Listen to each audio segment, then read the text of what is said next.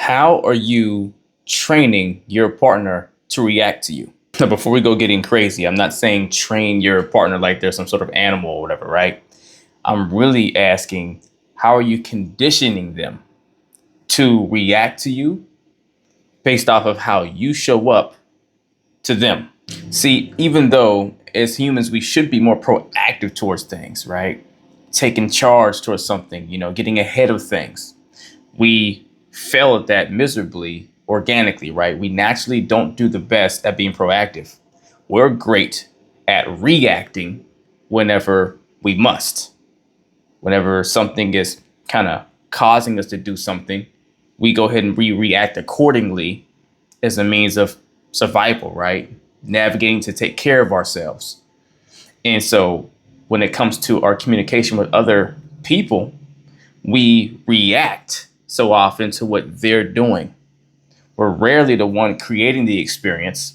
We're more often reacting to the experience that we're getting from something external outside of ourselves.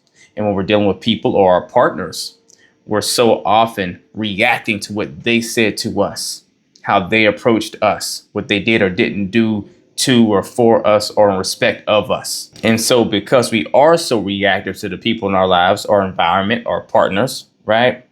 It starts to really paint the picture on the consistent experience or reactions you get from your partner or a reflection on you in some way. Doesn't mean it's all on you and how they give you a certain experience, but you're a huge component of it because they're 9 out of 10 times reacting to the way you show up to them consistently. So when I ask, how are you training your partner or how are you conditioning them?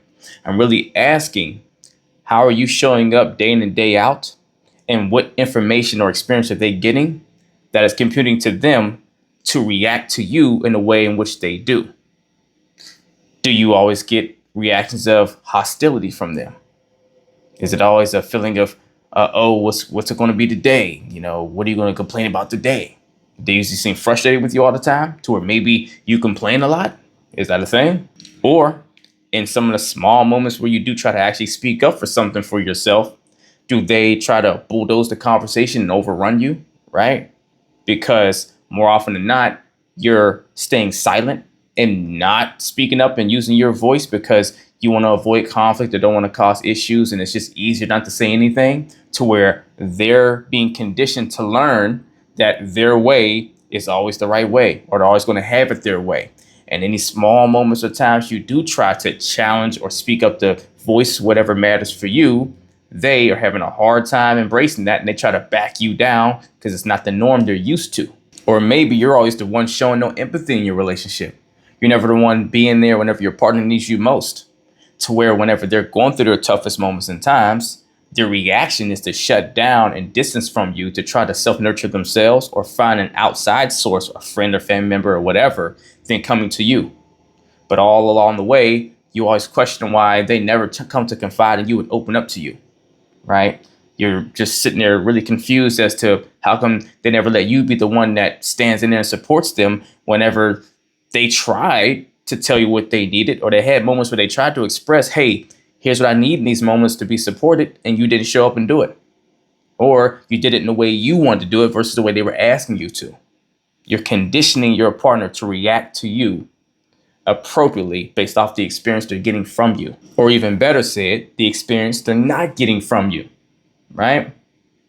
Everything you do consistently is going to be mirrored back to you in some form through the person closest to you because they're in your ecosystem.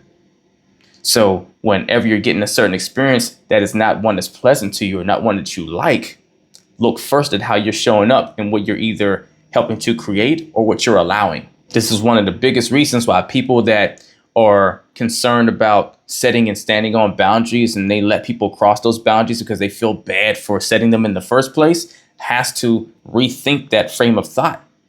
Because every time there's a boundary that's there to preserve or protect your physical, mental, or emotional well-being, and because you're thinking of the other person overly, right? Or at least you think you are, right? You're thinking about them so much, no, I don't want them to feel uncomfortable. I don't want them to feel weird. So I'm not going to stand on that boundary. I'll be okay. You let them keep crossing the boundary or doing whatever it is that they're doing.